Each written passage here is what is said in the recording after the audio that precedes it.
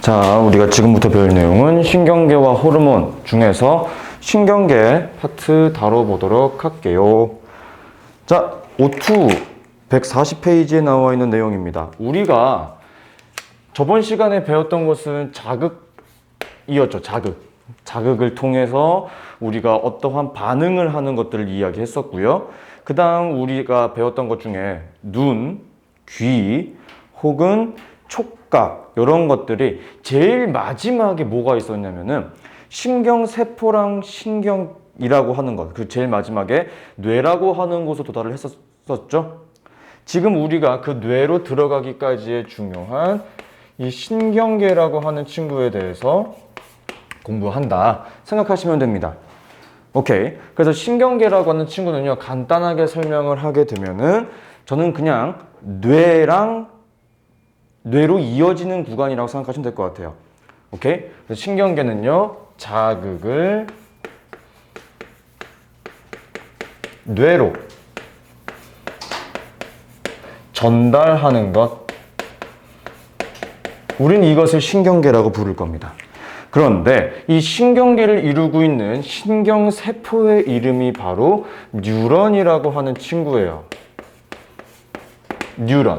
자, 지금 책에서도 그냥 간단하게 이야기하고 있을 겁니다. 신경계를 이루고 있는 신경세포라고요. 그래서 뉴런은 그냥 간단하게 신경세포라고 생각을 해주시면 됩니다. 자, 우선 우리가 첫 번째로 기억해야 될 것은 이 뉴런의 구성이에요. 구성. 자, 어떻게 구성이 되어 있냐? 제일 첫 번째, 신경세포체라고 하는 친구가 있어요. 신경세포체. 여러분 지금 그림으로 보시면 아시겠지만 무슨 머리 모양으로 되어 있는 곳이죠. 거기서는 핵이라고 하는 친구가 존재합니다. 핵이 존재한다. 여러분 여기에 핵이 존재하기 때문에 유전 정보를 저장할 수 있고요. 두 번째로는 생명 활동이 일어나는데, 얘들아 우리 작년에 배웠던 것 중에 하나야. 얘들아 생명 활동이 대부분 뭐죠? 생명 활동은 여러분 뭐? 그렇지. 심호흡보다도 에너지를 만드는 과정이라고 볼 수 있는 호흡이 여기서 일어나게 될 것이다. 이렇게 생각해 주시면 편해요. 간단한 예시라고 말씀드릴 수 있을 것 같아요. 그 다음 자극이 어디로 들어오게 되냐면요, 바로 가지돌기라고 하는 곳으로 자극이 가장 먼저 들어오게 됩니다. 그래서 가지돌기는요, 자극을 받아들이는 곳이에요. 오케이? 자극을 받아들인다.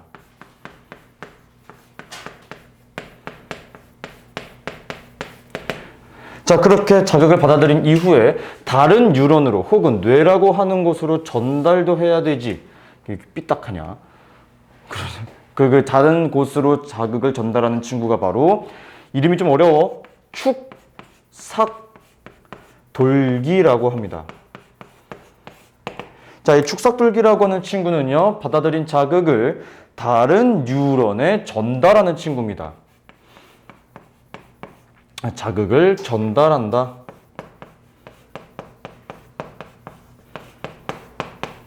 이렇게 말씀드릴 수 있을 것 같네요.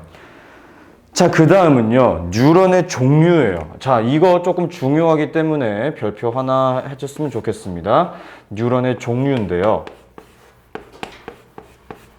자, 뉴런의 종류는 크게 세 가지가 있어요. 세 가지.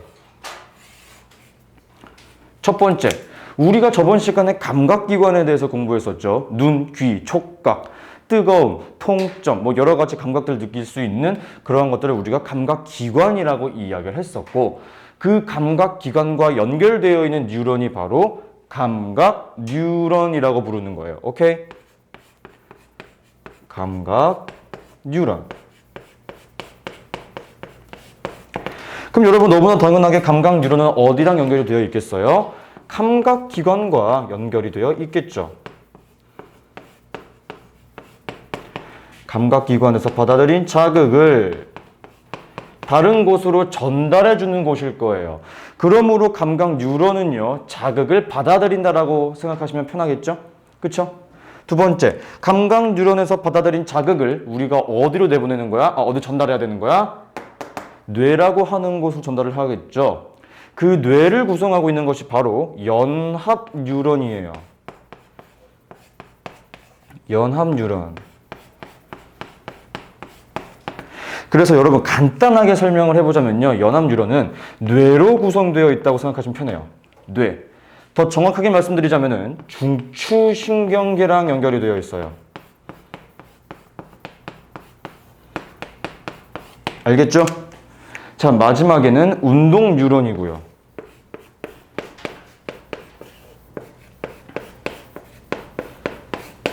얘들아, 운동 뉴런이라고 하는 것은 뭐냐면요. 우리가 어떠한 자극을 받아들여서 뇌에서 처리를 합니다. 어떠한 행동을 해라. 뜨거운 걸 맞으면 손을 빼라. 너무 따가운 걸 맞았을 때 손을 빠르게 빼라. 혹은 무언가가 날라올 때 피해라. 눈을 감아라 라고 하는 명령을 내리겠죠. 그리고 그 명령에 따라 우리 몸은 특정한 반응을 할 거예요.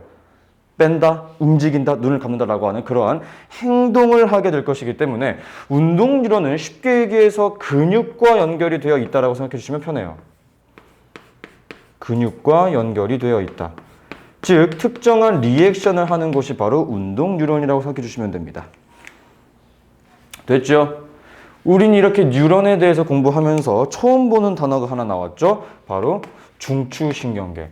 정말 중요한 친구라서 차근차근 설명을 해볼까 합니다. 여러분 중추신경계예요.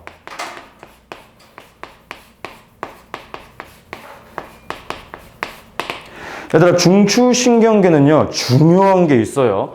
뇌만 있다고 생각해 주시면 안 됩니다. 척수라고 하는 것도 우리는 중추신경계라고 생각을 해야 되는 거예요. 즉 중추신경계는 뇌랑 척수로 구성이 되어 있다 이렇게 생각을 하시면 돼요. 그 다음 내가 감각기관, 눈, 귀 거기서 다 얘기했지만 내가 모든 걸 다 외우라고 했니? 아니죠. 몇 가지는 크게 이야기 안 했는데 여러분 안타깝지만 뇌는 전부 암기하셔야 돼요. 각각의 대뇌, 중간뇌, 연수, 간뇌, 소뇌, 척수가 하는 역할, 오케이? 각 부분이 하는 역할.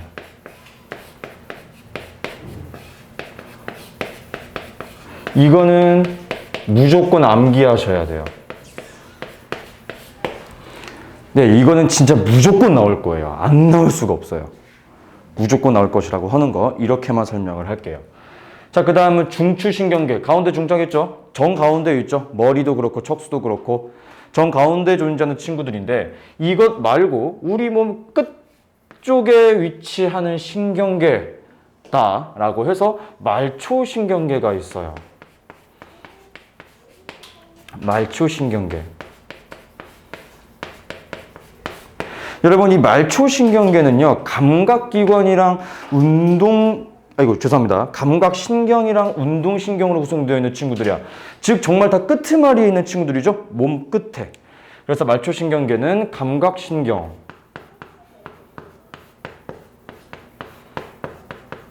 그 다음 운동신경으로 구성이 되어 있어요.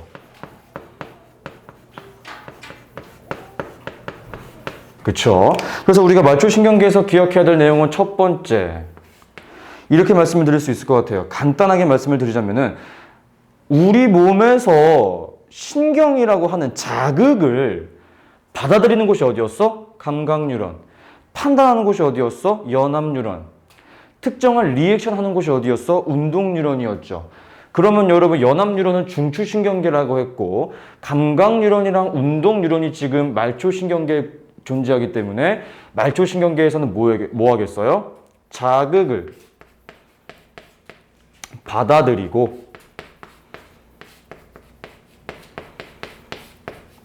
결국에는 뭐도 하겠어? 특정한 리액션, 반응도 할 수 있겠죠. 반응을 한다. 이렇게 이야기할 수 있을 겁니다.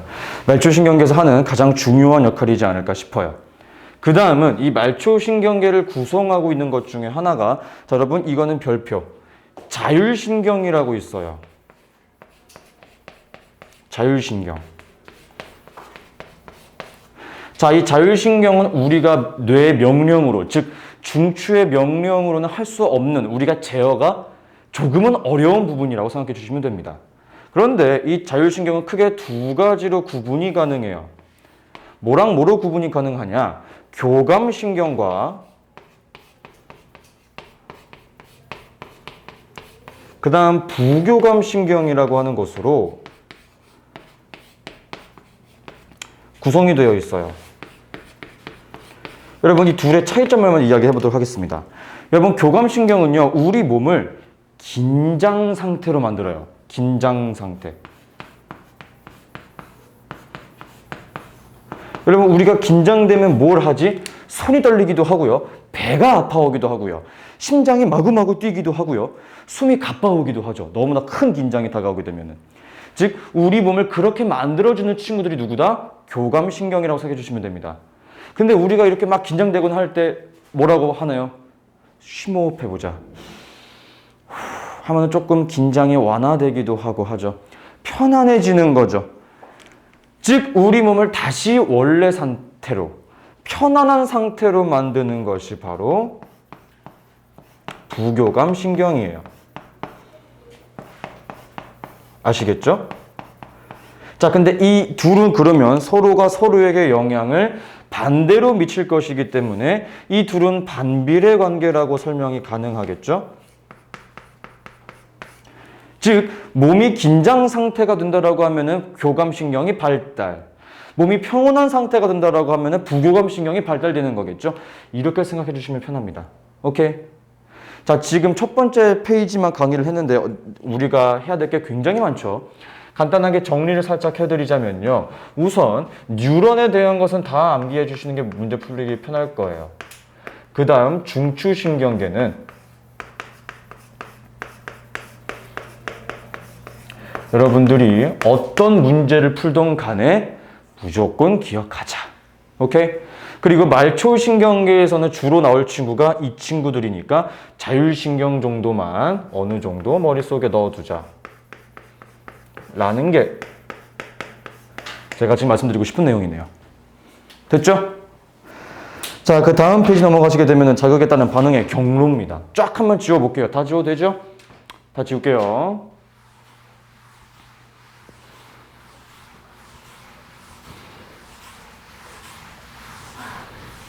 왜? 힘들어?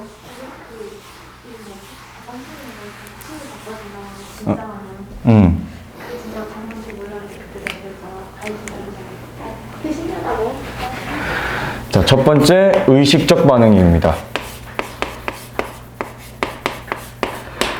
자, 여러분, 의식적 반응이라고 하는 것은요, 여기서 시험 문제가 조금 복잡하게 나와요.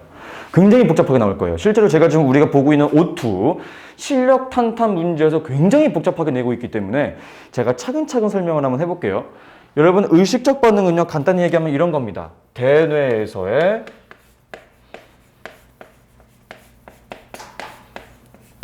명령으로 행동하는 거예요. 자, 이것도 좀 복잡하면 그냥 여러분들 내가 생각하고 판단해서 할 수 있는 반응들을 우리는 다 의식적 반응이라고 이야기를 합니다. 아시겠죠? 그렇기 때문에 제가 아까 외우라고만 하고 넘어갔지만 생각이라는 것을 하고 사고를 하고 판단하는 곳이 어디예요? 대뇌입니다. 그래서 의식적 반응에서의 중추는 바로 대뇌예요. 대뇌입니다. 그렇기 때문에 우리가 어떤 행동을 하기 위해서 신경이 뇌까지 타고 가서 판단을 하고 다시 리액션을 해야 되는 것이기 때문에 느릴까요? 빠를까요? 느릴 수밖에 없어요. 상대적으로 의식적 반응은 속도가 느리다라고 이야기를 할 수가 있어요. 오케이? 자, 근데 얘들아, 가장 중요한 거, 이거는 별표 치고 필기 꼭 해놓으세요. 여러분, 만약에요, 자, 얘들아, 봐봐. 내가 흰색 분필을 들면은 눈을 깜빡여.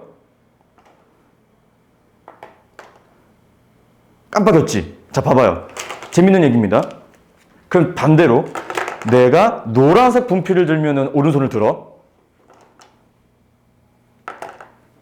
들었지? 자, 여기서 중요한 거. 여러분 생각을 한번 해볼게요. 내가 명령을 내려서 눈을 깜빡이는 거는 이 척추뼈에 있는 척수를 지날까요? 안 지날까요? 지나지 않아요. 왜? 내가 여기고 눈이 여기 있잖아요. 가깝죠? 척수를 지나지 않습니다. 하지만 내가 오른손을 들라고 했죠.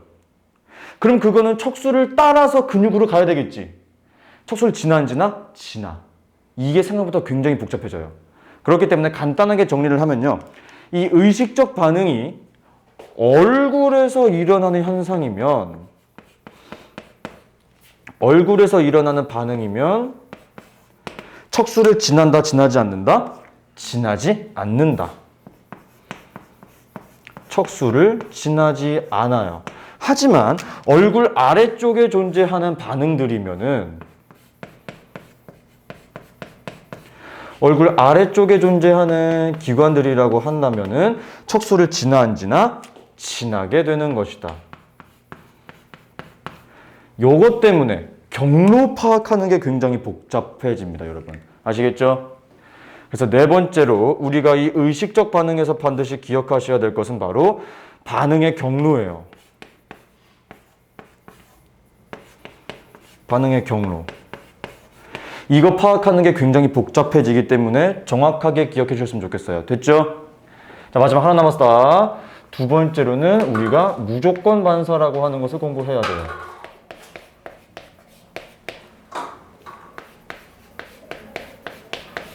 아마 마이크가 여기 있어서 소리 안 들어갈 거야. 괜찮아. 자, 무조건 반사는요, 우리가 명령하고 판단하고 생각해서 할 수 없는, 정말 우리 의지와는 상관없는 행동들이에요. 오케이? 그래서 간단하게 적을게요. 우리의 의지와 상관이 없습니다. 가장 중요한 내용이에요. 자, 그럼 이 친구는 중추, 즉 명령을, 그러니까 어떠한 리액션을 하기 위해서 하는 곳이 중추가 어디냐? 총 세 곳이 존재합니다. 첫 번째, 척수. 두 번째, 연수. 세 번째, 중간뇌. 이렇게 됩니다. 그리고 단어에서 보시면 아시겠지만 무조건 반사죠. 그러니까 생각을 해가지고 이때는 어떻게 행동해야지? 이럴 때는 어떻게 행동해야지? 그러한 생각을 하지 않고 특정 상황이 주어지면 한 가지 행동이 무조건 바로바로 팍팍팍 튀어나옵니다. 속도가 빠를까요? 느릴까요? 낮아요. 이 친구는 속도가 빠를 수밖에 없습니다. 자, 여기서 말하는 반응, 빠르다라고 하는 그 속도가 의미하는 것은요, 반응이 나오기까지의 속도 이야기하는 거겠죠? 그래서 이 친구는 빠르다. 요거 말씀드릴 수 있을 것 같고요. 자, 그 다음은요, 이 친구 같은 경우는 케이스 바이 케이스로 좀 기억을 해야 된다는 게 조금 중요합니다. 가볼게요. 여러분, 척수에서는 어떠한 반응이 이루어지고 있냐면요, 책에 써 있죠? 무릎 반사 한 가지 정도는 기억해 주셨으면 좋겠어요. 지금 하지 말고 할 거면 이따가 해. 내가 무릎 반사 하면은 꼭 남자애들이 앉아가지고 막 때리고 있어, 이렇게. 이따가 해. 두 번째로는 연수라고 하는 곳에서, 우리 중추신경계에서 연수 외우라고 제가 아까 말씀드렸었어요. 연수에서는 뭐 하느냐? 특히 딸꾹질,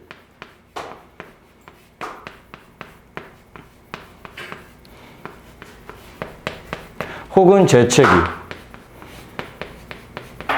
같은 친구들이 연수에서 일어나는 무조건 반사고요. 그 다음은 중간뇌가 있어요. 자, 중간뇌에서 가장 중요한 것은 바로 동공반사입니다. 여러분, 그 의학 드라마나 뭐 그런 영화 같은 데 보시게 되면은 뭐 앰뷸런스 안에서 혹은 응급실에서 의사 선생님이 누워있는 사람의 눈을 딱 뒤집으면서 후레쉬 비춰보죠. 그게 하는 이유가 뭐냐면요, 네, 우리 공부했지. 빛의 양이 많아지면 동공이 그게 어떻게 돼야 돼? 작아져야 돼. 근데 그거는 중간뇌에서 하는 무조건 반사예요. 반드시 일어나야만 하는 건데 만약에 동공이 줄어들거나 늘어나지 않아. 그럼 무슨 일이 발생한 거야? 뇌에 문제가 발생한 거네. 중간 뇌에. 그럼 어떻게 되겠어? 머리에 문제가 생기거나 척수에 문제가 생겼다. 신경을 왔다 갔다 해주는 게 문제가 생긴 거겠지. 그러면 굉장히 큰일 난 거겠죠. 그걸로 판단을 하는 겁니다.